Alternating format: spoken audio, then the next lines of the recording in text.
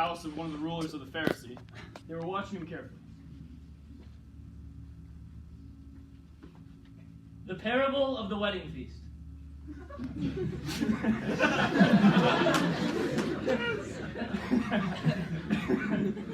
And he told a parable to those who had been invited, when he noticed how they all chose places of honor, saying to them, When you are invited by someone to a wedding feast, do not sit down in a seat of honor, lest someone more distinguished than you be invited by him, and he who invited you both will come and say to you, Give your place to this man.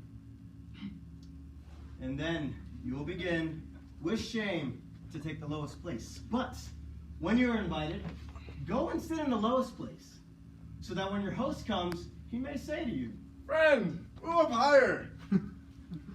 Then you will be honored in the presence of all who sit at table with you. For everyone who exalts himself will be humbled, but he who humbles himself will be exalted. The parable of the great banquet. he said also to the man who had invited him, When you give a dinner or a banquet, do not invite your friends, or your brothers, or your relatives, or rich neighbors, lest they also invite you in return, and you be repaid. But when you give a feast, invite the poor, the crippled, the lame, the blind, and you will be blessed, because they cannot repay you, for you will be repaid at the resurrection of the just.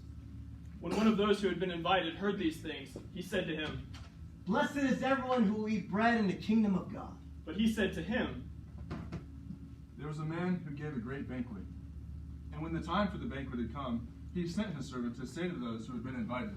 Come, for everything is now ready. But they all alike began to make excuses.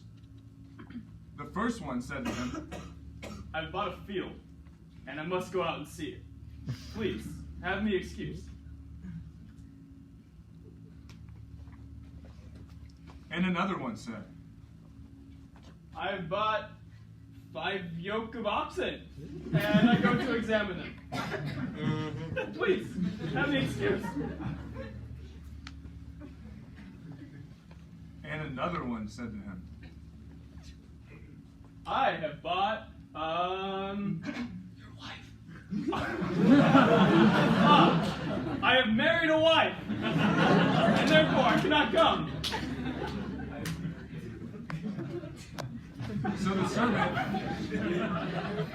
So the servant reported these things to the master. And the master of the house became angry and said to the servant, Go quickly to the streets and lanes of the city, and invite the poor, and the crippled, and the blind, and lame. Go!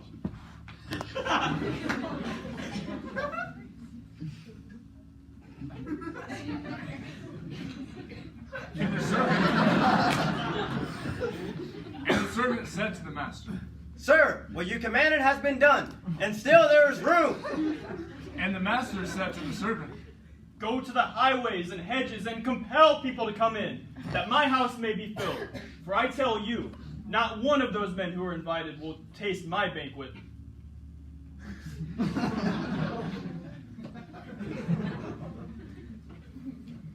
The cost of discipleship. Now great crowds accompanied him, and he turned and said to them, If anyone comes to me and does not hate his own father and mother and wife and children and brothers and sisters, yes, and even his own life, he cannot be my disciple.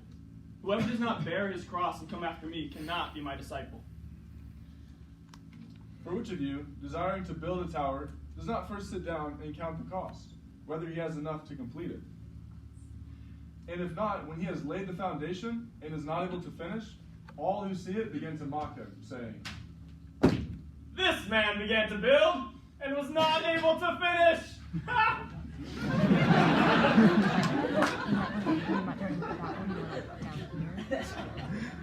Or what king, going out to encounter another king in war, will not sit down first and deliberate whether he's able with 10,000 to meet him who comes against him with 20,000?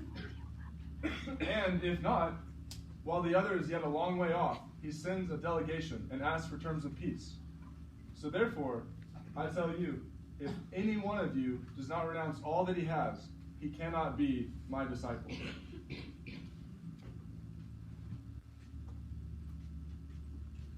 The parable of the prodigal son. And he said, There was a man who had 2 sons, and the younger son said to his father,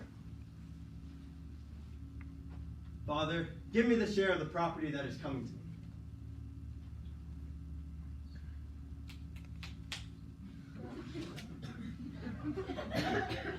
and he divided it between them. Not many days later, the younger son went and took a long journey into a far country, and there he squandered his inheritance.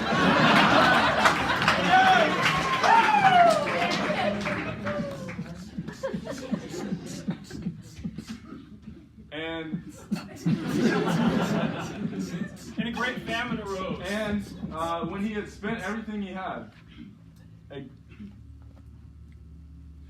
A great famine arose. it was a famine. It was great. It was a great severe. famine. Severe famine. A severe famine arose in that country, and he began to be in need. So he went and hired himself out to one of the citizens of that country, and he sent him into the fields to feed pigs. And he longed to be fed with the pods that the pigs ate, and no one gave him anything. But when he came to his senses, he said, How many of my father's hired servants have more than enough bread? But here I perish with hunger. I will arise, and I will go to my father, and I will say to him, Father, I've sinned against heaven and before you. I'm no longer worthy to be called your son. Treat me as one of your hired servants. So he arose and came to his father. But while he was still a long way out, the father saw him and felt compassion and ran and embraced him and kissed him.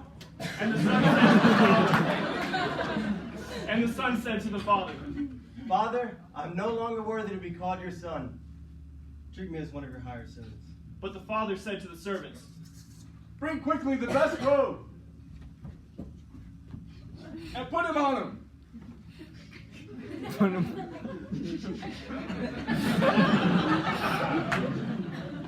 and put a ring on his hand and shoes on his feet. And bring the fattened calf and kill it. Let us eat and celebrate. For this my son was dead and is alive. He was lost and is now found. and they began to celebrate. Now the older son was out working in the field, and as he came and drew near to the house, he heard music and dancing. And he called to his servant and asked what these things meant.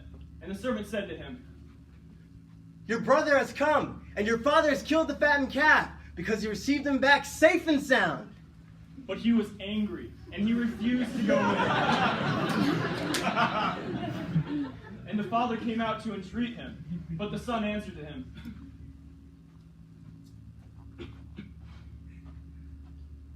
Look.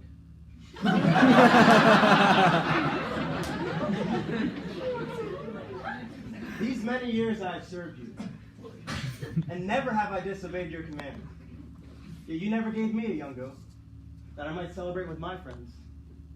But when this son of yours comes, and devours your property with prostitutes, you killed the fattened calf for him?